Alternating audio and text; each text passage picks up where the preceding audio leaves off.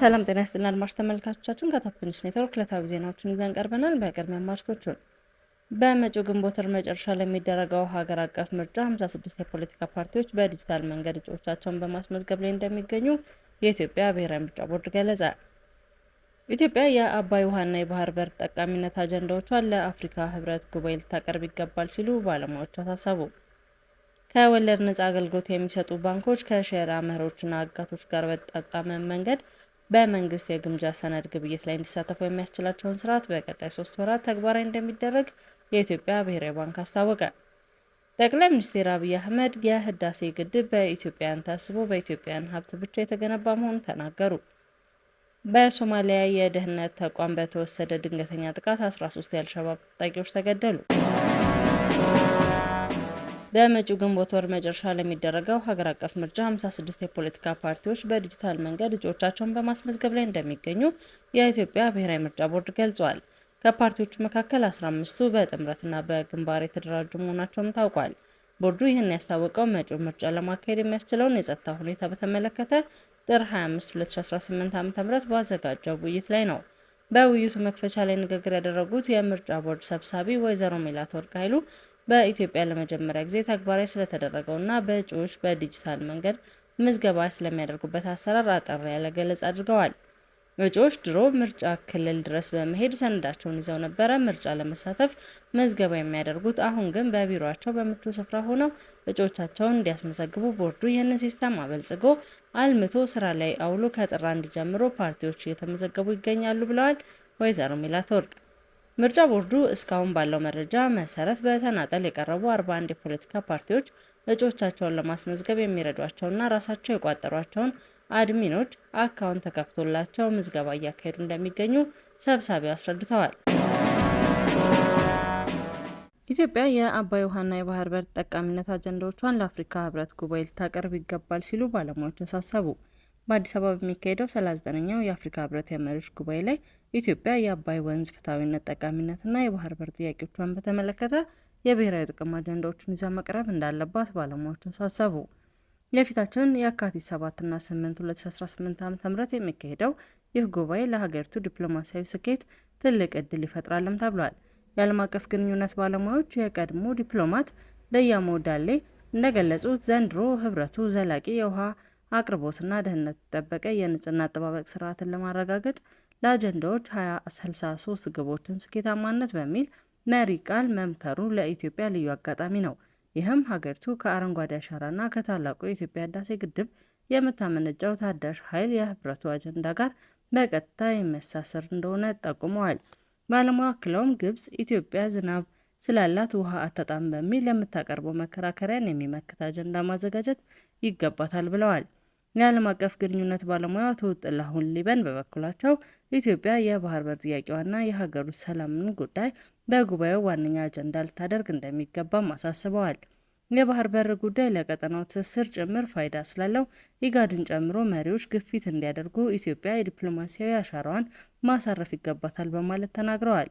የባህር በር የማግኘት እድሉ የሀገር ውስጥ ሰላምን ከማድበቅ ጋር ግንኙነት እንዳላቸው ያነሱት አቶ ጥላሁን የሀገር ውስጥ ችግሮችን በንግግር መፍታት በውጭ ዲፕሎማሲያ የሚፈለገውን ውጤት ለማምጣት ወሳኝ እርምጃ ነው ብለዋል። ከወለድ ነፃ አገልግሎት የሚሰጡ ባንኮች ከሼር አመራሮችና አጋቶች ጋር በተጣጣመ መንገድ በመንግስት ግምጃ ሰነድ ግብይት ላይ እንዲሳተፉ የሚያስችላቸውን ስርዓት በቀጣይ 3 ወራት ተግባራዊ እንደሚደረግ የኢትዮጵያ ብሔራዊ ምርጫ ቦርድ አስታውቋል። ባለፉት 6 ወራት ብቻ ከ100 ቢሊዮን ብር በላይ የተጣራ የመንግስት የበጀት ፍላጎትን በግምጃ ቤት ሰነድ ሽያጭ ማሟላት መቻሉን ብሔራዊ ባንክ ገልጿል። ባንኩ ይህንን የገለጸው የራሱና የተጠሪ ተቋማትን የግማሽ ዓመት አፈጻጸም ሪፖርት ለሕዝብ ተወካዮች ምክር ቤት ፕላንና በጀት እና የፋይናንስ ቋሚ ኮሚቴ ሰኞ ጥር 26 2018 ዓ.ም ባቀረበበት ወቅት ነው። ሪፖርቱ ለቋሚ ኮሚቴ ያቀረቡት የብሔራዊ ባንክ ገዢ ዶክተር ኢዮብ ተካልኝ ተቋማቸው በቀጣዩ ሩብ ዓመት ከሚያከናውናቸው ጉዳዮች መካከል ከሼር አመራሮች ጋር ህግጋት ጋር በተጣጣሚነት ያለው የመንግስት ግምጃ ቤት ሰነድ ግብይትን ስርዓት ማዘጋጀት አንዱ መሆኑን አስረድተዋል። አሁን ላይ ያለው አሰራር የሼር መርህ ጋር አብሮ የሚሄድ ባለመሆኑ ከወለድ ነፃ አገልግሎት የሚሰጡ ባንኮች በመንግስት ግምጃ ቤት ሰነድ ላይ እንዳይሳተፉ እንዳደረጋቸው ዶክተር ኢዮብ ለፓርላማ አባላት ተናግረዋል። በአሁኑ ወቅት በኢትዮጵያ ሙሉ በሙሉ በሸሪዓ ሕግጋት ላይ ተመስርተው አገልግሎት የሚሰጡ ባንኮች ዘምዘም፣ ሂጅራ፣ ራምሲና ሸበሌ ናቸው። የኢፌዴሪ ጠቅላይ ሚኒስትር ዶክተር አብይ አህመድ ታላቁ የኢትዮጵያ ህዳሴ ግድብ በኢትዮጵያውያን ታስቦ በኢትዮጵያውያን ሀብት ብቻ የተገነባ መሆኑን አጽንኦት ሰጥተው ተናግረዋል። ጠቅላይ ሚኒስትር አብይ ይህንን ያሉት ቅዳሜ ጥር 23 2018 ዓ.ም በአይሻ 2 የንፋስ ኃይል ማመንጫ ፕሮጀክት ምረቃ ላይ ባደረጉት ንግግር ነው። ጠቅላይ ሚኒስትሩ በዚህ ወቅት ኢትዮጵያ የሚቀጥለውን የአፍሪካ ዘመን እድገትን ለማረጋገጥ የሚጣለውን መሰረት ከሞላ ጎደል በክሊን ኢነርጂ ያተኮረ መሆን እንዳለበት ብላ ታምናለች ሲሉ ተናግረዋል። ያክለውም የዚህ አቅም ማሳያና የአፍሪካውያን የጋራ ድል የሆነው ታላቁ የኢትዮጵያ ህዳሴ ግድብ የአፍሪካ ግርማ ሞገስ ነው ሲሉ ገልጸውታል። ቀጠል አድርገው የአፍሪካ ግርማ ሞገስ የአፍሪካ የመቻል ማሳያ፣ የአፍሪካ ህዝቦች ከፈለጉና ከወደዱ እንዲሁም ከተደመሩ አንጋፋ ስራ ጀምረው ሊጨርሱ እንደሚችሉ ያሳያው በኢትዮጵያን ታስቦ በኢትዮጵያን ሀብት ብቻ የተገነባው የህዳሴ ግድብ ለእኛ ለኢትዮጵያውያን ኩራት፣ ለመላው አፍሪካ ደግሞ የምሳሌነት ምልክት ነው ሲሉ አጽንኦት ሰጥተዋል። የኢትዮጵያ እድገት የኢትዮጵያ ኢነርጂ ከአካባቢው ሀገራት ትስስር ውጪ ለብቻ በማደግ የሚረጋገጥ አይሆንም ያሉት ጠቅላይ ሚኒስትሩ አያይዘውም የ21ኛው ክፍለ ዘመን አጋማሽ ለመላው አፍሪካ የመጣ ብስራት ስለሆነ እኛ ኢትዮጵያውያን ውስጥ የጀመርነውን እድገት ጎረቤት ወንድም ሀገራት የሚነካውን አስተሳስሮ እንድናደግ የሚያደርግ መሆን ይኖርበታል ብለዋል። በዚህም በኢትዮጵያና በጅቡቲ መካከል የኤሌክትሪክ፣ የንጹህ መጠጥ ውሃና የመንገድ ትስስርን በከፍተኛ ደረጃ እየተስፋፋ እንደሚገኝ ገልጸው ጅቡቲ ለኢትዮጵያ በሁሉም ዘርፍ ቅርብና ወሳኝ ሀገር በመሆኗ የኢትዮጵያ አብዛኛውን ኢንቨስትመንት ከጅቡቲ ጋር የተሳሰረ መሆን ይገባዋል ብለዋል።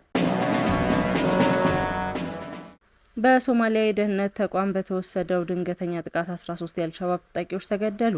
የሶማሊያ ብሔራዊ የደህንነትና የመረጃ አገልግሎት በመካከለኛው ሻቢሌ ግዛት ውስጥ በወሰደው የታቀደ ወታደራዊ እርምጃ 13 የአልሸባብ ታጣቂዎች መገደላቸውን ይፋ አድርጓል።